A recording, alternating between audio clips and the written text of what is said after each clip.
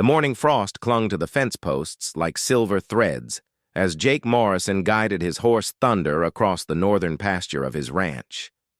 The September air carried the scent of changing seasons, and the distant mountains stood sharp against the pale sky. Jake had been checking his cattle since sunrise, a routine he'd followed for 23 years on this land his grandfather had carved out of the Montana wilderness. Thunder's ears suddenly pricked forward, and the horse snorted nervously. Jake pulled gently on the reins, bringing the stallion to a halt near the old oak tree that marked the boundary of his property. Something wasn't right. The cattle that usually grazed in this section were bunched together near the creek, their heads turned toward something Jake couldn't yet see. Dismounting carefully, Jake tied Thunder's reins to a low branch and walked toward the creek bed. His boots crunched softly on the dried leaves that had begun to fall. The sound of running water grew louder, but underneath it, he heard something else. Something that made his heart skip a beat. Crying. The soft, frightened sobs of children. Jake quickened his pace, pushing through the willows that lined the creek bank. What he saw when he emerged on the other side would stay with him for the rest of his life. Huddled beneath a makeshift shelter of branches and torn fabric was a woman and 7 children, ranging from what appeared to be a toddler to a teenager. The woman looked up at Jake with eyes that held both fear and desperate hope. Her face was pale and drawn, with dark circles under her eyes that spoke of sleepless nights and endless worry. Her left arm was wrapped in what looked like pieces of clothing, and Jake could see dark stains that told him she was injured. "Please," the woman whispered, her voice barely audible above the creek's babbling. "Please don't hurt us." Jake immediately raised his hands, showing his empty palms. "Ma'am, I'm not going to hurt you. My name is Jake Morrison. This is my land, and you're safe now."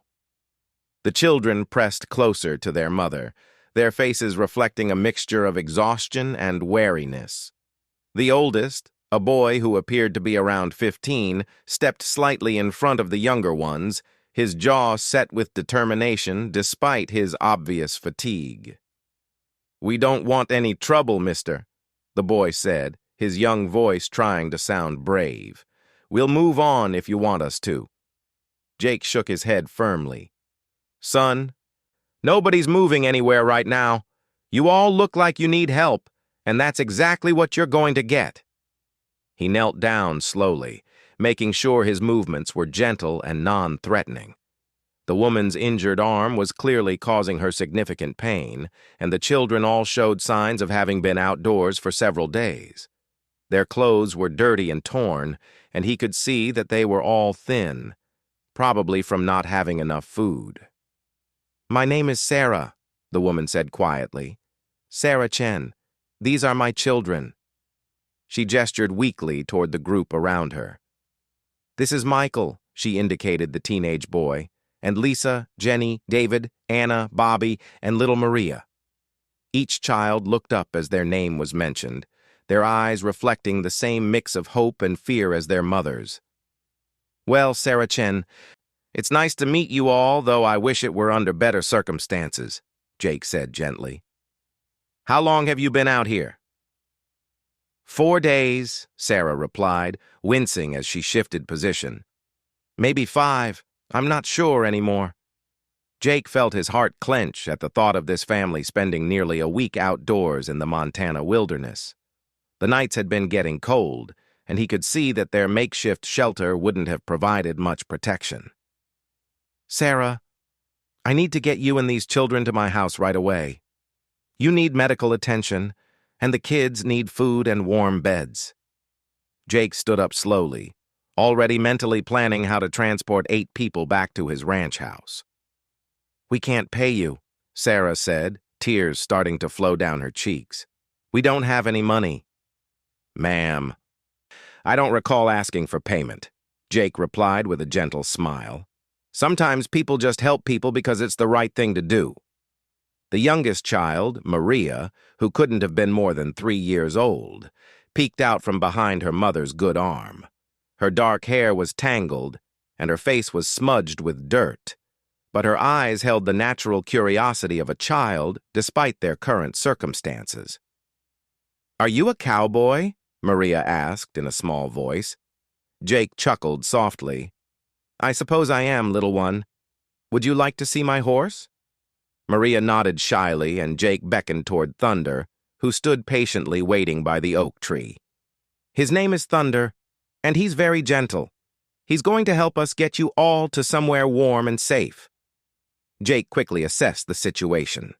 Sarah's injury meant she couldn't walk far, and some of the smaller children looked exhausted. He would need to make multiple trips or find another solution. "Michael," Jake said, turning to the teenage boy, "how far do you think your mother can walk?" Michael looked at his mother with concern clear in his eyes. "She's been getting weaker since yesterday. I don't think she can make it very far." Jake nodded thoughtfully. His ranch house was about 2 miles from this location, but Sarah clearly needed immediate help. He made a decision that would change not just their lives, but his own as well. "Here's what we're going to do," Jake said with the calm authority of someone used to making quick decisions in difficult situations. "Sarah, I'm going to help you onto Thunder. He's calm and steady, and he can carry you back to the house. Michael, I need you to help me with your brothers and sisters. We're all going to walk back together, and I'll make sure everyone stays safe." "But we're strangers," Sarah protested weakly. "You don't know anything about us." Jake paused and looked at her seriously. "Sarah, I know you're a mother who's been protecting her children in circumstances I can't even imagine. I know these kids trust you completely, which tells me you're a good person. And I know that right now you need help. That's enough for me." Over the next hour, Jake carefully helped Sarah onto Thunder's back, making sure she was secure before slowly leading the horse toward his ranch house. The children walked alongside him, Michael helping to carry Maria when she got tired, and the other children supporting each other. As they walked, Jake learned bits and pieces of their story. They had been traveling for weeks, Sarah explained haltingly. Something had happened, something that forced them to leave everything behind. She was vague about the details, but Jake could hear the pain in her voice that went beyond her physical injury. The sun was climbing higher in the sky when Jake's ranch house finally came into view. It was a solid 2-story structure built of local stone and timber, with a wraparound porch that faced the mountains. Smoke was rising from the chimney, which meant that Rosa, his housekeeper, was already there preparing for the day. "It's beautiful," Lisa, who appeared to be about 12, said softly as they approached the house. "It's been in my family for 3 generations," Jake replied. "My grandfather built most of it with his own hands." As they reached the front porch, the door opened and Rosa Martinez stepped out. She was a woman in her 50s with graying hair and the kind of face that immediately made children feel safe. She had been working for Jake for over 15 years, ever since his wife had passed away, and she had an uncanny ability to sense when something was wrong. "Jake Morrison, what on earth?" Rosa began, but she stopped mid-sentence when she saw the group accompanying him. "Rosa, we have guests," Jake said simply. "This is Sarah Chen and her 7 children. They need our help." Rosa didn't ask questions. She simply opened the door wider and stepped aside. "Bring them in immediately. I'll start some soup and get the guest rooms ready." As Jake helped Sarah down from Thunder, she looked up at him with tears in her eyes. "Why are you doing this? You don't even know us." Jake steadied her gently as her feet touched the ground. "Sarah, my grandfather used to say that the measure of a person isn't what they do when times are easy. It's what they do when someone needs help and no one's watching. Well, someone's watching today, and these children are going to remember what happened here for the rest of their lives." Inside the warm house, Rosa immediately took charge, guiding Sarah to a comfortable chair near the fireplace while the children gathered around, still staying close to their mother. The contrast between the cold, uncertain world they had been living in and the warmth and security of Jake's home was overwhelming. "Now then," Rosa said in her practical way, "let's get some food into all of you, and then we'll see about getting everyone cleaned up and those wounds properly tended to." As Jake watched Rosa begin to care for his unexpected guests, he had no way of knowing that this moment would become the turning point not just for Sarah and her children, but for his entire community. The injured woman and 7 children he had found by the creek would indeed ensure that Montana would never be the same. Dr. Emily Watson arrived at the Morrison Ranch within an hour of Jake's phone call. She had been serving the scattered communities around Big Sky for 15 years and had seen her share of emergencies, but the sight of 7 children gathered anxiously around their injured mother touched something deep in her heart. "Let's take a look at that arm, Sarah," Dr. Watson said gently, setting her medical bag down beside the chair where Sarah sat. The children watched every movement with worried eyes, still unsure whether they could truly trust these kind strangers. As Dr. Watson carefully unwrapped the makeshift bandage, Sarah's story began to emerge in painful fragments. She had been a teacher in Seattle, she explained quietly, married to David Chen, an engineer who worked for a major technology company. They had built what seemed like a perfect life together, with their blended family of 7 children from both their previous relationships. "David died in a car accident 8 months ago," Sarah said, her voice barely above a whisper as Dr. Watson examined the deep gash on her forearm. "The insurance company found reasons not to pay. Then David's company said there were irregularities in his accounts. Things that didn't make sense. They froze everything." Michael, who had been listening intently, spoke up with anger flashing in his young eyes. "They made it sound like Dad stole money, but he never would have done that. He was the most honest person in the world." Dr. Watson glanced at Jake, who was standing nearby with his arms crossed, his jaw tight with controlled anger at what he was hearing. The children's devotion to their stepfather's memory was obvious, and Sarah's grief was still raw despite the months that had passed. "The bank foreclosed on our house," Sarah continued, wincing as the doctor cleaned her wound. "I tried to fight it, but the legal fees were more than I could afford. We ended up living in our van, moving from place to place, trying to find somewhere affordable where I could work and keep the family together."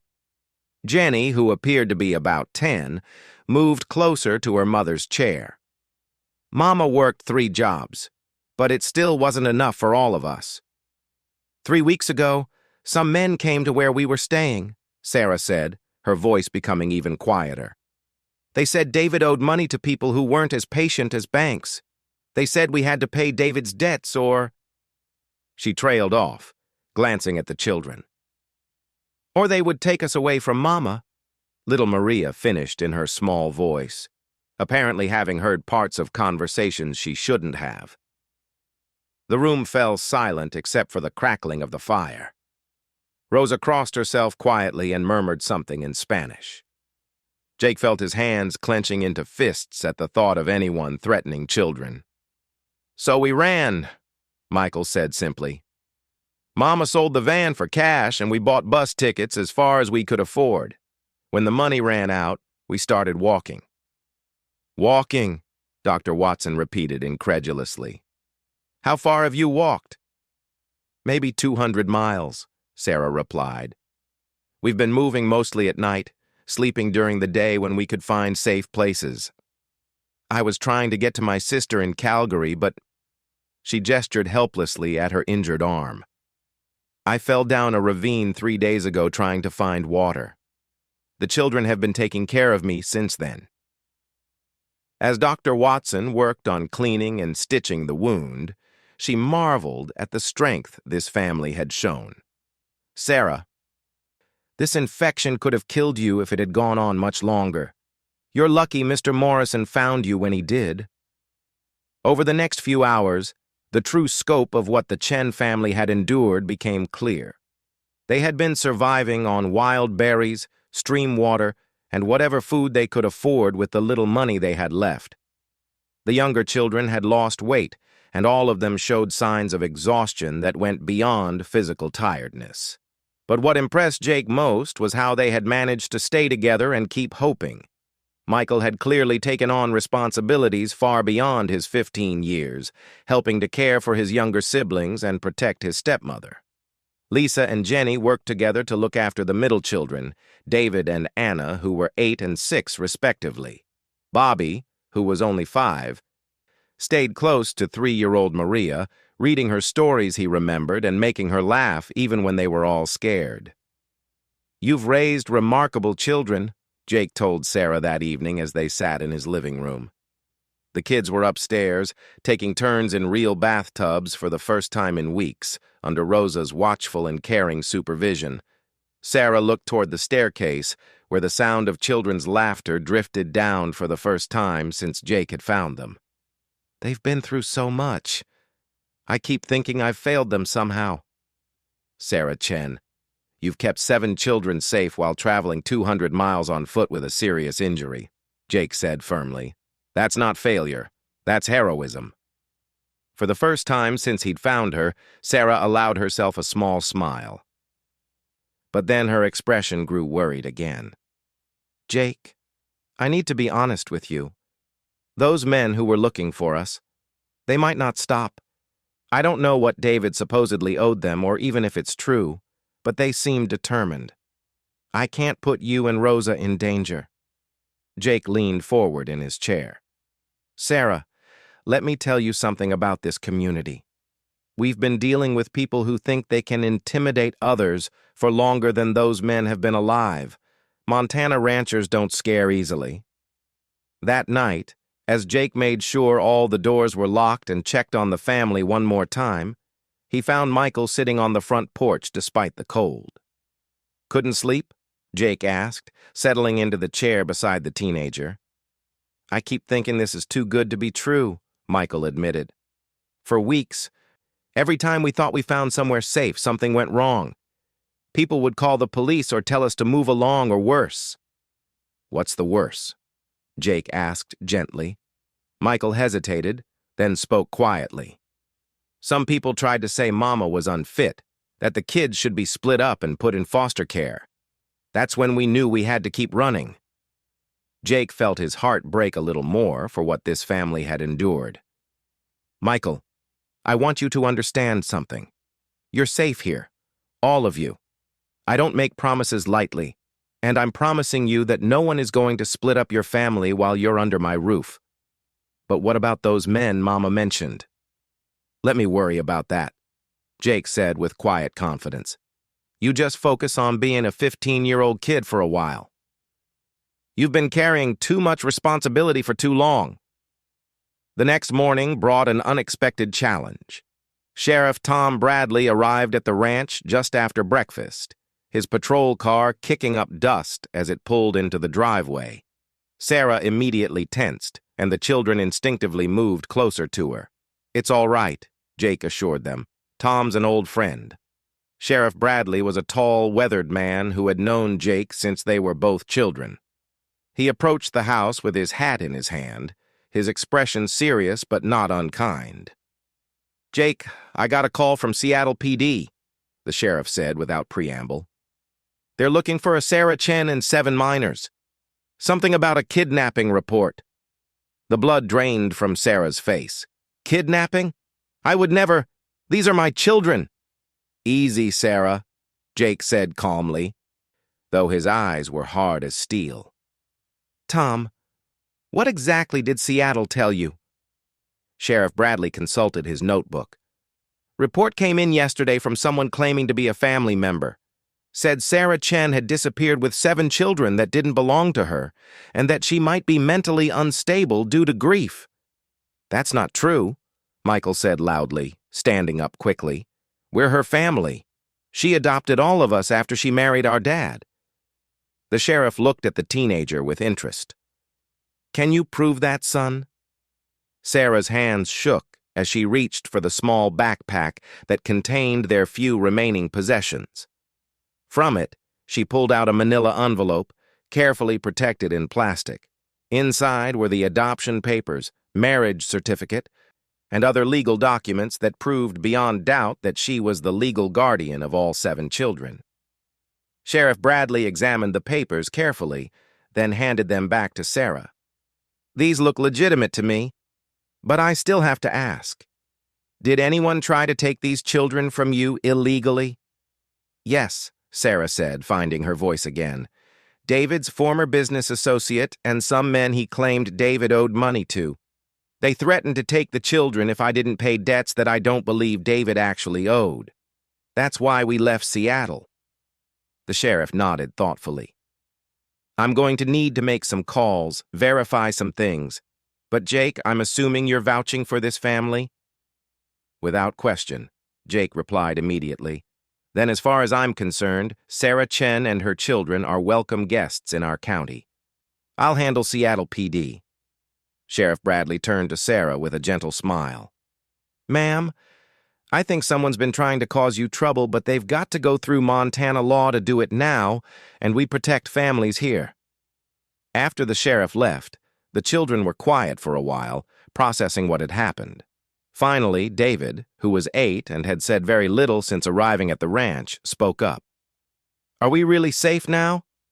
Jake knelt down to the boy's level. "David, I can't promise that life will always be easy, but I can promise that while you're here, you're protected. And I can promise that there are a lot of people in this community who believe in taking care of families." That afternoon, as if to prove Jake's point, vehicles began arriving at the ranch. Word had somehow gotten out about the family in need, and the neighbors started appearing with donations. Mrs. Henderson from the nearby Double Bar Ranch brought clothes that her own grandchildren had outgrown. The Martinez family arrived with homemade tortillas and fresh vegetables from their garden. Even old Pete Summers, who lived alone and rarely spoke to anyone, showed up with a truck full of firewood and mumbled something about kids needing to stay warm. By evening, the Chen family had everything they needed and more, but more importantly, they had something they hadn't had in months: the security of knowing they belonged somewhere, at least for now. As Jake stood on his porch that night, watching the last of the neighbors drive away, he realized that finding Sarah and the children had done more than just change their lives. It had reminded his entire community of who they were at their core, people who took care of each other when times got tough. Rosa appeared beside him with 2 cups of coffee. "You know they can't stay forever," she said quietly. "Maybe not," Jake agreed, "but they'll stay long enough to remember what it feels like to be safe. And when they do leave, they'll know they have a place to come back to." Neither Jake nor Rosa could have predicted that by the next morning, the Chen family's presence at the ranch would set in motion events that would transform not just their small community, but inspire changes that would ripple out far beyond the borders of Montana. The transformation began subtly, like the first signs of spring after a long winter. Within 2 weeks of the Chen family's arrival at Jake's ranch, something fundamental had shifted in the entire Big Sky region, though most people wouldn't realize the full impact for months to come. It started with the school situation. The local elementary and middle school, housed in a building that had seen better days, suddenly had 7 new students with vastly different educational backgrounds and needs. Principal Margaret Foster found herself facing challenges she'd never encountered in her 20-year career. "Sarah, I'll be honest with you," Principal Foster said during their first meeting. "We're a small school with limited resources. Michael is ahead of our high school curriculum in several subjects, while some of your younger children have gaps in their education because of all the moving around you've done." Sarah's face fell. She had been dreading this conversation, knowing that her children's education had suffered during their months of instability. "I understand if the school can't accommodate all of them. I could try to homeschool." "Now wait just a minute," interjected Janet Morrison, Jake's sister-in-law, who served on the school board. "Nobody said anything about not accommodating these children. We just need to get creative." That creativity became the spark that ignited changes throughout the community.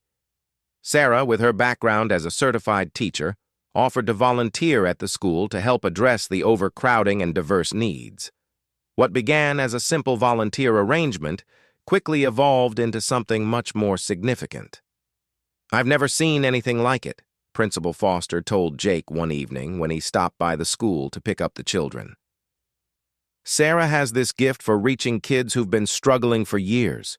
She started an after-school tutoring program, and suddenly we have students who've never shown interest in learning actually asking for extra help." The ripple effects spread beyond education. Dr. Emily Watson, who had been making regular visits to check on Sarah's recovery, noticed something remarkable happening during her weekly clinics at the community center. "More families are coming in for preventive care," she explained to Jake. "Sarah's been talking to the other mothers about the importance of regular checkups, and she's been helping translate for the Spanish-speaking families. We've caught 3 serious health issues early that might have gone undiagnosed for months. But perhaps the most significant change came through Michael, the teenager, who had been carrying adult responsibilities for so long, found himself in the unique position of bridging different worlds. His experiences with poverty, homelessness, and fear had given him insights that proved invaluable in ways no one had anticipated. "That boy has an old soul," remarked Father Miguel Hernandez, the priest at the small Catholic church, where many of the ranch families worshipped. "He started a youth group for kids who've been through tough times, and he's getting through to teenagers who wouldn't listen to any adult." Michael's group began meeting every Friday evening in the church basement. Word spread quietly through networks of families who understood struggle, and soon teenagers were arriving from ranches and towns within a 50-mile radius. They came carrying burdens far beyond their years: family financial crises, parents lost to accidents or illness, the isolation of rural poverty. "It's not like other youth groups," explained 16-year-old Sofia Martinez, whose family's ranch had been struggling with drought and debt. "Michael doesn't pretend everything is okay, or that we just need to pray harder. He talks about real solutions, about how to help your family and still have dreams of your own." The changes weren't without challenges. Not everyone in the community embraced the disruption to their established ways. Some worried that the attention being drawn to issues of poverty and hardship might hurt the area's reputation or property values. Others questioned whether Jake was being naive about Sarah's background and motives. These concerns came to a head during a heated town meeting in October, 6 weeks after Sarah and the children had arrived. "I'm not saying they're bad people," declared Bill Hawkins, a local businessman who owned several rental properties. "But we don't know anything about them, really. And this talk about poverty programs and social services, that's not what Montana is about." The room buzzed with tension as neighbors who had been friends for decades found themselves on opposite sides of philosophical divides they'd never needed to confront before. Then, Maria Chen, now 4 years old and fearless in the way only small children can be, escaped from her mother's grip and walked to the front of the room. She looked up at Bill Hawkins with serious dark eyes and said in her clear little voice, "Are you the man who doesn't want kids to have homes?" The silence that followed was broken by a chuckle from old Pete Summers, who rarely spoke at public meetings. "Out of the mouths of babes," he said, standing up slowly. "Bill, I've known you since you were no bigger than this little girl. Your own family came here with nothing but hope and hard work. When did you forget that?" One by one, other community members began to speak. They talked about times when neighbors had helped their families through crises, about the Montana tradition of lending a hand without asking questions. They spoke about how the Chen children had brought new energy to the school and how Sarah's tutoring program was helping their own kids succeed. Most powerfully, they talked about how addressing the hidden struggles in their community openly had allowed families who had been suffering in silence to finally ask for help. "My ranch has been failing for 3 years," admitted Tom Wilson, a proud man who had never spoken publicly about his problems before. "I've been too ashamed to ask for help, watching my family go without while I pretended everything was fine. Seeing what Sarah and her kids went through, seeing how this community rallied around them, it made me realize that strength isn't about suffering alone. By the end of the meeting, the town had voted to establish the Big Sky Family Support Network, a community organization dedicated to identifying and assisting families in crisis before they reached desperate situations. Sarah was asked to coordinate the effort, using her education background and personal experience to help design programs that would work in their rural setting. The success of the Family Support Network attracted attention from outside the community. State officials visited to study their model of community-based assistance. Journalists wrote articles about the small Montana town that had eliminated family homelessness through grassroots cooperation. Universities sent graduate students to research how the integration of one family in crisis had catalyzed broader social change. But for Jake, the most meaningful change was quieter and more personal. One evening in late November, as snow began to dust the mountains, he found Sarah sitting on his front porch despite the cold. "Penny for your thoughts," he said, settling into the chair beside her. "I was thinking about David," Sarah said softly, "about how he always believed that ordinary people could make extraordinary differences in each other's lives. He would have loved seeing what's happened here." "Tell me about him," Jake said. Sarah's eyes brightened as she began sharing memories of the man who had brought her family together. David Chen had been an engineer, but his true passion had been mentoring young people in technology and problem-solving. He had volunteered at schools, organized community tech workshops, and dreamed of starting a nonprofit to provide digital education in underserved areas. He was working on a proposal for a mobile learning lab when he died, Sarah explained, a converted RV that could bring computer training and internet access to rural communities. "I still have all his plans and research." Jake leaned forward with interest. "Have you thought about finishing his work?" "I wouldn't know how," Sarah protested. "I'm a teacher, not an engineer or a nonprofit director." "But you know education, and you've learned firsthand about the challenges rural families face," Jake pointed out. "And now you know a community of people who believe in making things happen." Over the winter months, David Chen's vision began to take shape. The community that had rallied around his family now rallied around his dream. Local businesses donated equipment and funding. High school students, inspired by Michael's example, volunteered to help refurbish an old RV that became the prototype for the mobile learning lab. The project drew interest from tech companies looking for meaningful ways to support rural education. It attracted education researchers studying digital divide solutions. Most importantly, it attracted other communities facing similar challenges who wanted to replicate both the mobile lab model and the community support network that made it possible. By the first anniversary of Jake finding Sarah and the children by the creek, the Big Sky region had become known throughout Montana and beyond as a model for how communities could address systemic problems through grassroots innovation and cooperation. The Mobile Learning Lab, christened the David Chen Community Tech Center, made its maiden voyage to neighboring counties in spring.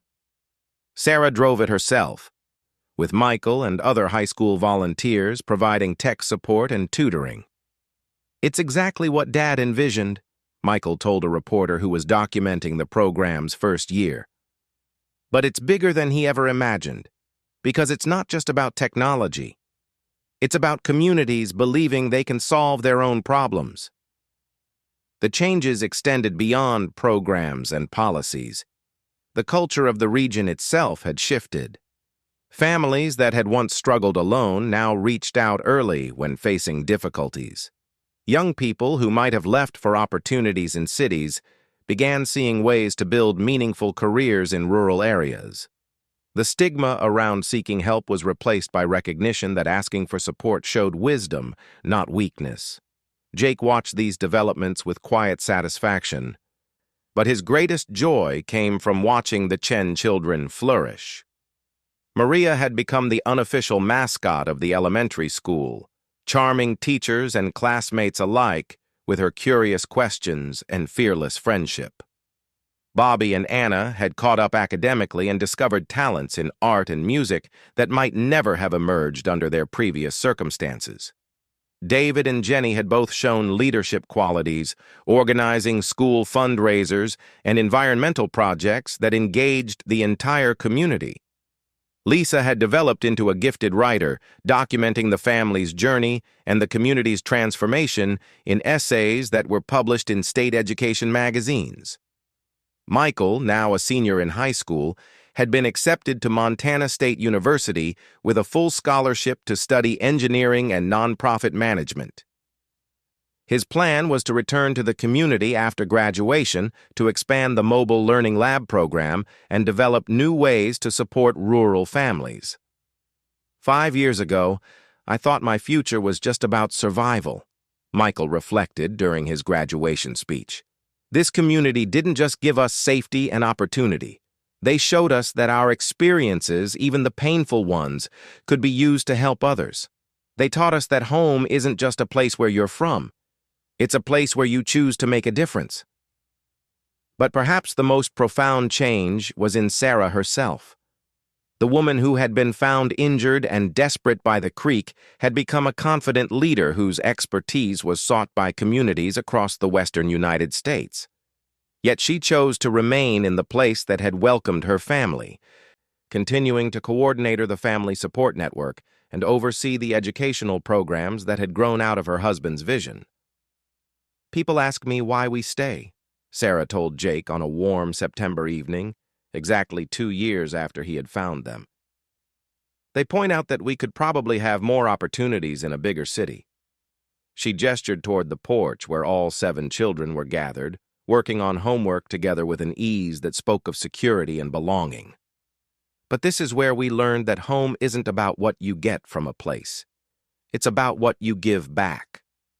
David's dream wasn't just about technology education. It was about communities discovering they have the power to solve their own problems and help each other thrive. Jake nodded, understanding completely.